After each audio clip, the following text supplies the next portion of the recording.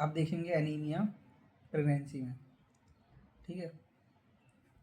तो anaemia in pregnancy में क्या है कि आयरन रिक्वायरमेंट ड्यूरिंग प्रेगनेंसी जो होता है वो बढ़ जाता है, ठीक है, क्योंकि आयरन डिमांड जो होता है वो बढ़ जाता है। एक बच्चा भी है, उसको भी मतलब देखना है। तो टोटल आयरन रिक्वायरमेंट कितनी होती है, मतलब पूरी प्रेगनेंसी में टोटल आयरन रिक्वायरमेंट होती है 1000 मिलीग्राम, ठीक। तब देखते हैं आरबीसी जो होता है 500 milligram. RBC volume increase by 450 ml in pregnancy.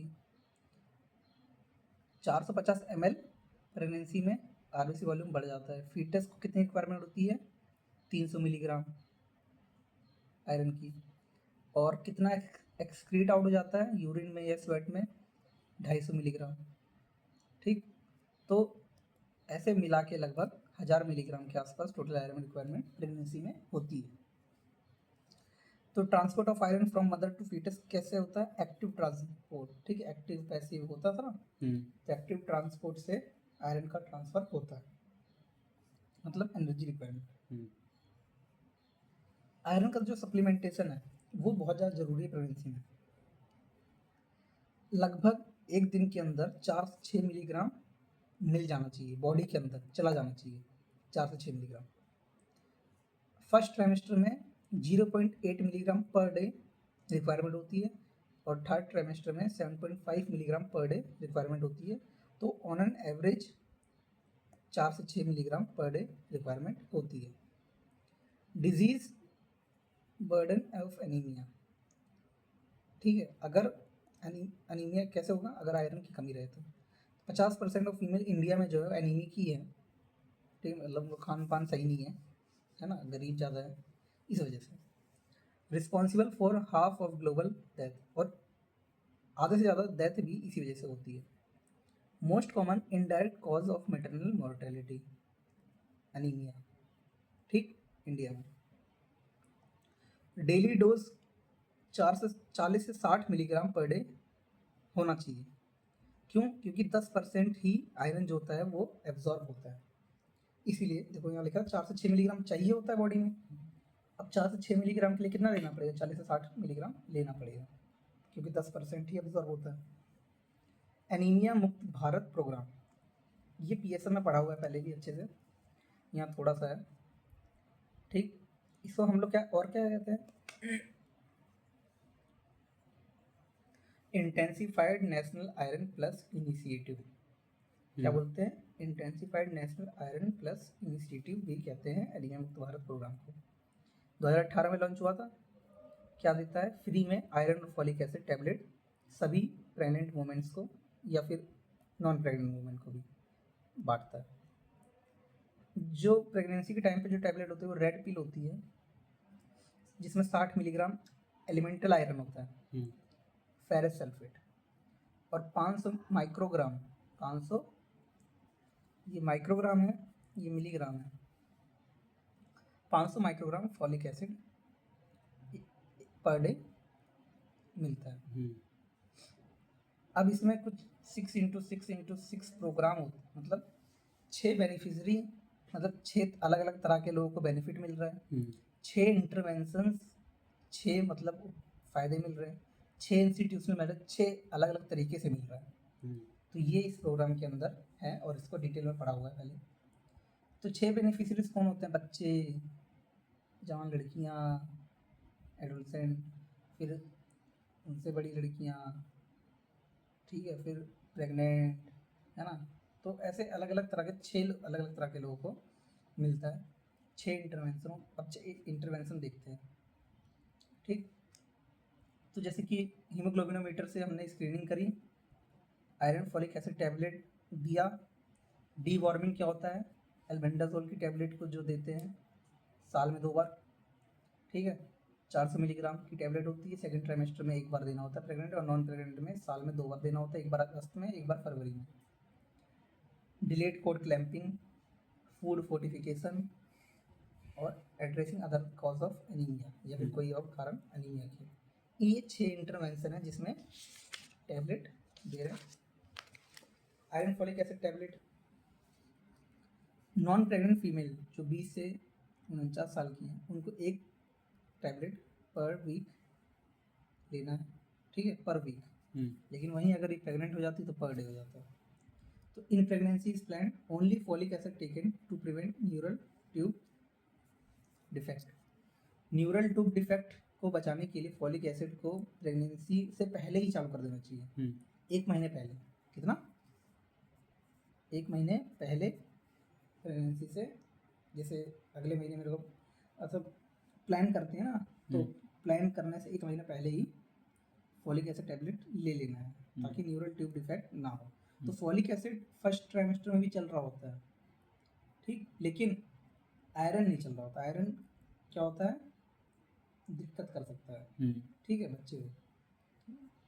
तो प्रेग्नेंट फीमेल पहले 3 महीने फर्स्ट ट्राइमेस्टर मतलब कि फर्स्ट ट्राइमेस्टर, पहले ट्राइमेस्टर में ही फॉलिक एसिड दे रहे होते हैं। और चालू कब करना है? 1 महीने पहले से, मतलब 4 महीने फॉलिक एसिड टैबलेट देना। दिया कितना? 400 माइक्रोग्राम पर डे, ठीक। अब वहीं जब चौथा महीना चालू होता है, सेकंड ट्राइमेस्टर, तो उसमें आयरन फॉलिक एसिड टैबलेट देते हैं, लाल रंग की गोली देखो, 1 टैबलेट पर डे। यहाँ दिन हो गया और वहाँ वीक था। पूरी प्रेगनेंसी में देना है, चौथे महीने चालू करके 9वें महीने तक, और फिर उसका जब बच्चा डिलीवर हो उसके भी बाद 180 दिन तक देना है। तो अगर तुम काउंट करोगे ना तो लगभग 180 दिन इधर है, 180 दिन इधर है, मतलब 360 दिन होता है टोटल,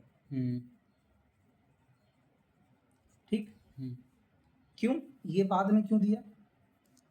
ताकि आयरन स्टोर जो खत्म हुए हैं उनको भी दोबारा से भर दे, इसलिए। जो अभी करंट मेथड है कंजप्शन का, वो क्या है कि 2 घंटा खाना खाने के बाद हमें लेना है क्या? आयरन टैबलेट लेना है, और 2 घंटा ही गैप देना है कैल्शियम टैबलेट और आयरन फोलिक एसिड टैबलेट के बीच में, पहले बता रखा है।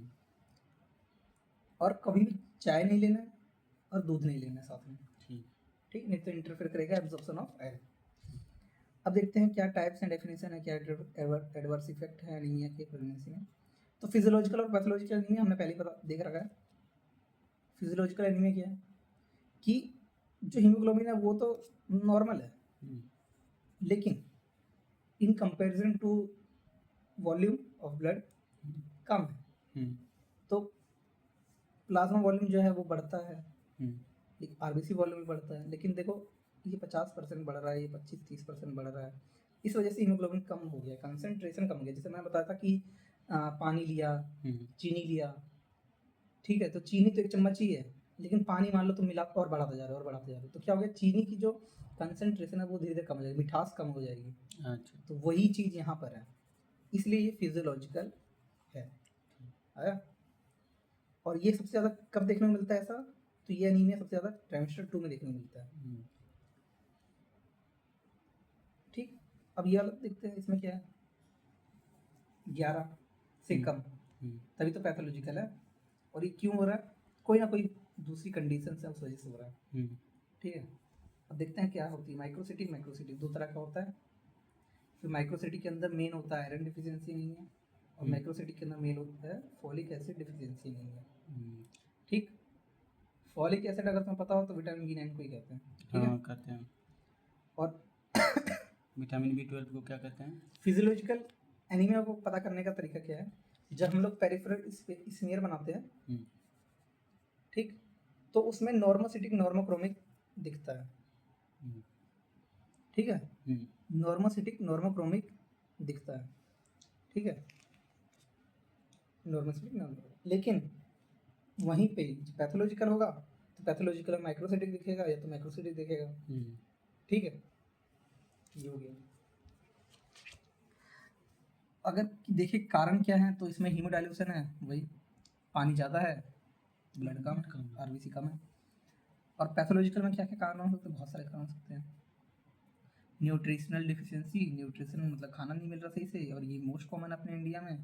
हीमोलिटिक देखो, हीमोलाइसिस मतलब कि breakdown of RBC. Anaemia of कोई और क्रोनिक डिजीज है, lung disease, liver disease, renal disease, उस वजह से एनीमिया। एप्लास्टिक एनीमिया अब देखते हैं इनहेरिटेड कॉज। तो थैलेसीमिया, सिकल सेल एनीमिया या हीमोलाइसिस, है ना, अलग अलग तरह के बहुत सारे इनहेरिटेड डिजीज हैं। अब देखते हैं नोट, फिजियोलॉजिकल एनीमिया जो होता है वो मोस्ट कॉमन कॉज है एनीमिया इन प्रेगनेंसी, मतलब कोई दिक्कत नहीं है लिखने में, घबराना। आयरन डिफिशिएंसी में मोस्ट कॉमन कॉज है पैथोलॉजिकल, ये फिजियोलॉजिकल का है, ये पैथोलॉजिकल का है एनीमिया। अब देखते हैं डेफिनेशन जो कि WHO के द्वारा दी गई है कि एनीमिया तब कहलाएगा जब 11 ग्राम पर डेसीलीटर से कम है। ठीक है। अब इसमें भी 3 तरीके हैं, माइल्ड, मॉडरेट, सीवियर। माइल्ड मतलब जब अभी हल्का फुल्का है, 10 से 10.9 या फिर 11, 10 से 11 के बीच में जब है माइल्ड। मॉडरेट मतलब कि जब 10 से कम कितने तक, 7 से 10 के बीच में। और सीवियर मतलब जब 7 से कम है। और फिर वेरी सीवियर भी होता है जब 4 से कम है। तो ICMR मतलब ये इंडिया के गाइडलाइन, इसमें है वेरी सीवियर एनीमिया 4 से कम। WHO में तो इतना ही है, 3 है। ICMR के थ्रू 4 ग्राम पर डेसीलीटर से। ठीक है।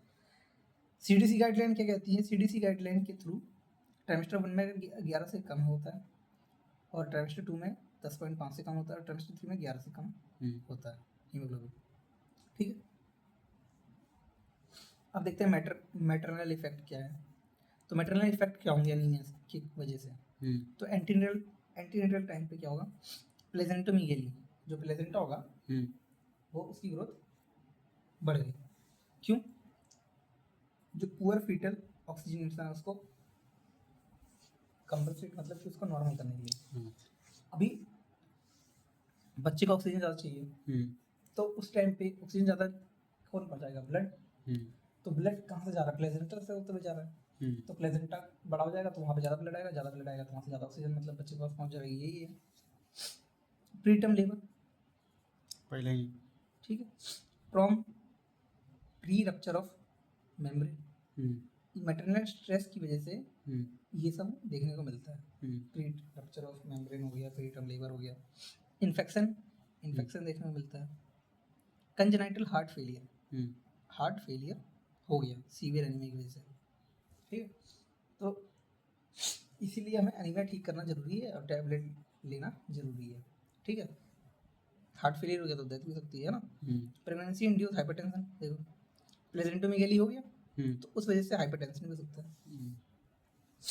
फॉलिक एसिड डिफिशिएंसी हुई तो एब्रेप्सियो प्लेजेंटा भी हो सकता है, जिसको एंटीपार्टन हेमरेज भी कहते हैं। मोस्ट कॉमन एब्रेसिव प्लेजेंटा होता है एंटीपार्टन हेमरेज में। ठीक है। तो ये फॉलिक एसिड डिफिशिएंसी की वजह से हो गया। ठीक।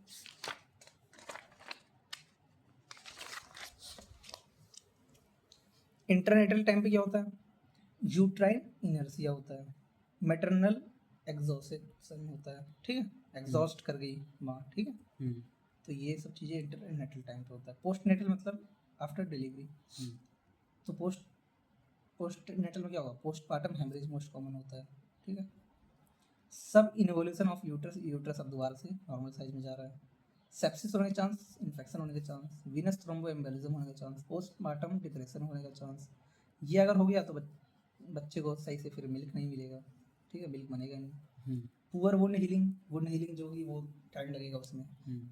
ठीक है। CHF। ठीक है। Heart failure. Most common time heart failure कब होता है? Postpartum, immediate postpartum. ठीक है। क्यों? क्योंकि कार्डियक आउटपुट बहुत ज़्यादा बड़ा हुआ होता है। ठीक। अब फीटल इफेक्ट देखते हैं मैटरनल इफेक्ट के बाद। तो foetus drive iron from the mother against concentration gradient. तो अगेंस्ट कंसंट्रेशन ग्रेडियंट, इसीलिए हम लोग क्या कहते थे? Active transport. एक्टिव ट्रांसपोर्ट से आयरन को ले रहा है, मतलब ज़्यादा से कम जगह पे जा रहा है। मतलब है ना, अगेंस्ट कंसंट्रेशन ग्रेडियंट मतलब वहाँ पे ज़्यादा है, वहाँ पे कम है, तो कम से ज़्यादा की तरफ जाएगा तो अगेंस्ट द कंसंट्रेशन ग्रेडियंट। वैसे नॉर्मली क्या होता है? जहाँ पे ज़्यादा है वहाँ से कम की तरफ जाएगा तो पैसिव होता है। ठीक। तो मैटरनल एनीमिया होने के चांस है, मैटरनल एनीमिया हो जाएगा मतलब वहाँ कम है ना, इसलिए। तो अगर ये है तो फीटल एनीमिया। ठीक। Prematurity, low birth weight due to preterm labour. Preterm labour, पहले लेबर आ गया तो उस वजह से प्री मैच्योर मतलब बच्चा भी बना नहीं है। लो बर्थ वेट, बच्चा का भी वेट वजन कम है। क्लिनिकल एस्पेक्ट, तो हम लोग हिस्ट्री लेंगे, पूछेंगे कि क्या क्या दिक्कत आपको हो रही है। तो थकावट हो रही है ना, तो फटीग, लेथार्जी, लाइट हेडनेस, थोड़ा सा मतलब सर चक्कर आ रहा है ना, चक्कर आ रहे हैं सर, है ना, हल्का लग रहा है, गिर गए काम करते करते, ठीक है, सांस फूल जा रहा है, ठीक है, ये सब चीज़ें हैं। लेटने के बाद ऑर्थोपनिया, मतलब लेटने के बाद क्या आ रहा, ऑर्थोपनिया मतलब देखो लेट गए और सांस फूल रहा है, फूलने लगा, ठीक, सांस लेने में दिक्कत लेटने के बाद, ऑर्थोपनिया। इडीमा तो फिजियोलॉजिकल होता है जो कि रेस्ट से ठीक हो जा रहा है, अगर ऐसा है इडीमा तो ये फिजियोलॉजिकल हो गया। पैथोलॉजिकल मतलब प्रोटीन डिफिशिएंसी वजह से अगर है तो ठीक है, पैथोलॉजिकल। एपेटाइट, भूख नहीं लग रही है, वॉर्म्स, कीड़े आ रहे हैं स्टूल में, इसलिए स्टूल टेस्ट करना जरूरी होता है, ठीक। ब्लीडिंग टेंडेंसीज, इसीलिए क्या, इसके लिए क्या देते हैं, एल्बेंडाजोल देते हैं, ठीक। ये मैं चूड़े देख रहा है, वॉमिटिंग में ब्लड आ रहा है, पुरानी हिस्ट्री में क्या पूछेंगे, कोई डिजीज तो नहीं रही है लंबी डिजीज, जैसे rheumatoid arthritis, kidney disease, liver disease, ठीक है, इस वजह से भी एनीमिया होता है। पाइका, पाइका क्या होता है बताओ, पाइका होता है वही abnormal craving to eat non nutritious things, मतलब कोई भी चीज है जिसके अंदर न्यूट्रिशन नहीं है, हम लोग वो खा ले रहे हैं। मिट्टी हो गया, चौक हो गया, ठीक है, जैसे चौक या फिर मिट्टी, क्या बोलते हैं, मिट्टी को सॉइल बोलते हैं, चलो सैंड लिख दे रहे हैं, ठीक है, कुछ भी, ठीक। तो पाई का ये होता है। टीबी रही है आपको या घर में किसी को रहा है, हाइपरेमेसिस ग्रेविडेरा मतलब बहुत ज़्यादा उल्टी अगर आपको आ रही है तो किस वजह से होता है, ये बीटा एसिजी अगर ज़्यादा है, तो ये वैसे नॉर्मल तो बीटा एसिजी फर्स्ट ट्राइमेस्टर में ज़्यादा होता है, उस वजह से फर्स्ट ट्राइमेस्टर में उल्टी होती है, लेकिन अगर ये सेकंड ट्राइमेस्टर में देखने को मिल रहा है तो ये दिक्कत वाली बात है हाइपरेमेसिस ग्रेविडेरा में। अब देखते हैं मेंस्ट्रुअल हिस्ट्री पूछेंगे कि कहीं आपको पहले मीनोरेजिया तो नहीं था, मीनोरेजिया मतलब ज़्यादा ब्लीडिंग तो नहीं होती थी, कितना अमाउंट में होता था, कितना ज़्यादा ब्लीडिंग होता था, ठीक है, कितने पैड्स आप यूज़ करते थे, इससे पता चल जाएगा कि ब्लीडिंग ज़्यादा होता था, ठीक है। प्रीवियस प्रेगनेंसी, पहले आपकी जो प्रेगनेंसी तो उस टाइम पे आपने आयरन लिया था कि नहीं लिया था, कैसे लिया था, मतलब पेरेंटल मतलब पेरेंटल मतलब होता है कि आईवी से लिया, ब्लड ट्रांसफ्यूजन या फिर खून चढ़ा था, रिपीटेड एबॉर्शन, कहीं आपका एबॉर्शन तो नहीं हो रहे हैं, 2 से 3 बार हो चुके हैं पहले ही। अब फिजिकल एग्जामिनेशन करेंगे, तो फिजिकल एग्जामिनेशन में पैलर चेक करेंगे, पैलर की जगह कौन कौन सी होती है, तो देखो हम लोग बाकी चीज़ें तो जानते हैं, कहाँ कहाँ करेंगे, नेल पे करते हैं, ठीक है, माउथ टंग चेक करेंगे, ठीक है, कंजक्टिवा मतलब आंखों में चेक करते हैं, ठीक है, लोअर पाल्पेब्रल कंजक्टिवा, ठीक है, तो ये सब तो हमें पता है, लेकिन ध्यान देने वाली चीज़ है वेजाइनल म्यूकोसा, ये सिर्फ प्रेगनेंसी में ही होता है, ठीक है, ये तो पेल में देखने को मिल रहा है, ठीक है, पेल कलर का, ये तो पिंक रहता है, तो ठीक है। अब नेल देखेंगे, तो नेल से क्या पता चलेगा, अगर स्कूपिंग हो गई नेल की, ठीक है, मतलब गड्ढा बन गया है, तो मतलब कोलोनाइकी मतलब कि आयरन डिफिशिएंसी नहीं है। अगर फ्लैट है, ज़्यादा ही फ्लैट है, कर्व नहीं है ऐसे, तो प्लेटोनाइकिया मतलब फ्लैट नहीं, आयरन डिफिशिएंसी नहीं है। येलोइश डिस्चार्ज है, येलोइश डिस्कलरेशन हो गया तो हीमोलाइटिक एनीमिया है, किसके, नेल के, ठीक है, तो ये सब पता चलता है। ग्लोसाइटिस क्या है, टंग चेक करेंगे, फॉलिक एसिड डिफिशिएंसी है। जुगुलर वीनस प्रेशर नॉर्मल होता है प्रेगनेंसी में, सेमी रिक्लाइन पोजीशन में जुगुलर वीनस प्रेशर को चेक करते हैं। अगर 8 सेंटीमीटर से ज़्यादा है ऑफ H2O, मतलब जैसे हम लोग चेक करते हैं ना mm ऑफ मर्करी, वैसे 8 सेंटीमीटर ऑफ वाटर, ठीक है, कहाँ चेक करेंगे, क्लेविकल से ऊपर 3 सेंटीमीटर ऊपर चेक करेंगे तो ये मार्कर है हाइपर, सॉरी, हार्ट फेलियर का, ठीक है। हम्म, लेग अल्सर, अल्सर देखने को मिलेगा, हम्म, तो इससे सिकल सेल एनीमिया कंफर्म होगा। तो ये सब चीज़ें हम देखेंगे जिससे हमें देखो अलग अलग एनीमिया पता चल रहा है कि हम्म, कौन सा तरह का एनीमिया है। एनीमिया है या कोई और डिजीज तो नहीं है। लिम्फ नोड का इनलार्जमेंट अगर है तो कोई क्रोनिक डिजीज है, टीबी है या फिर कैंसर है, ठीक है।